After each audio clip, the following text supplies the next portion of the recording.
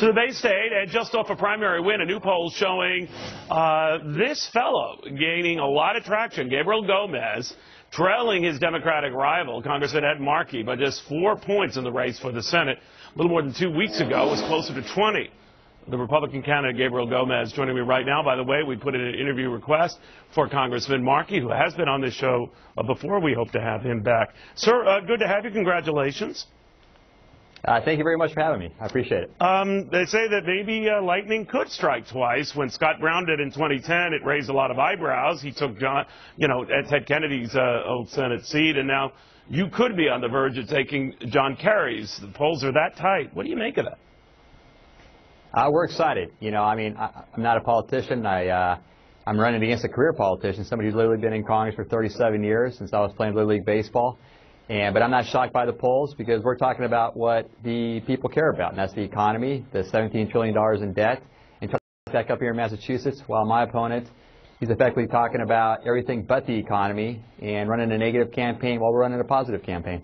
Your opponent has tried to link you to Mitt Romney, saying that you utilize some of the same key people that the former presidential candidate, former Massachusetts governor, has all but backed you when you were running, and now probably as the nominee certainly would support you. What do you make of that you're being deemed by Congressman Markey and his folks as an elitist? It's just another reflection of Congressman Markey focusing on everything but the economy. He's literally talking about anything that he can talk about that's not related to the economy. I think it's part of it's because he hasn't had a job in the real world in the economy that has to deal with the economy, whereas I've been in the private sector my whole career. I served 9 years in the military as an aircraft carrier pilot and a Navy SEAL. Spent the last 16 years in the private sector helping companies grow and be successful. So I understand the economy, what we need to do to get jobs back in Massachusetts. And like I said, he's had a job down in D.C. for 37 years in a bubble, so I can understand why he wants to talk about everything but the economy.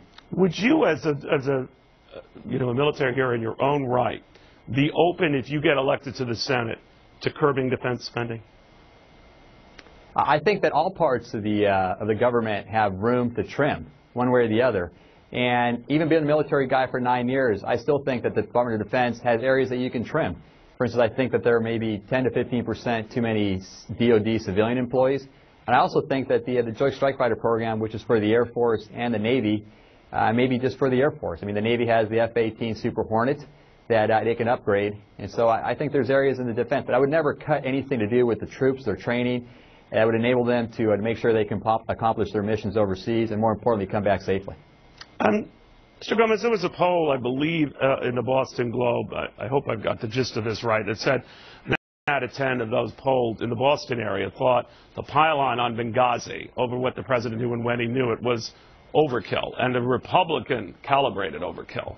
Now that more information has come to light, that appears that now Democrats want to know what the president knew and his staff knew and when. What do you think now? I think on Benghazi, this shouldn't be a political issue. This should be a bipartisan issue. We lost 4 Americans in Benghazi. We lost the ambassador. We lost 2 men that were former SEALs and another gentleman. And the last thing we need to do is politicize this. But we do need to get to the bottom of Benghazi. Too many questions. And it's been 6 months, and we still don't know exactly what happened in Benghazi. We need to learn lessons from Benghazi so it doesn't happen again. I think back in Boston 3 weeks ago today, we learned that we still live in a very dangerous world, and we need to be able to react to situations like that appropriately. Gabriel Gomez, thank you very, very much. I appreciate it, Neil. Thank you for having me on. All right. Well, you had to ask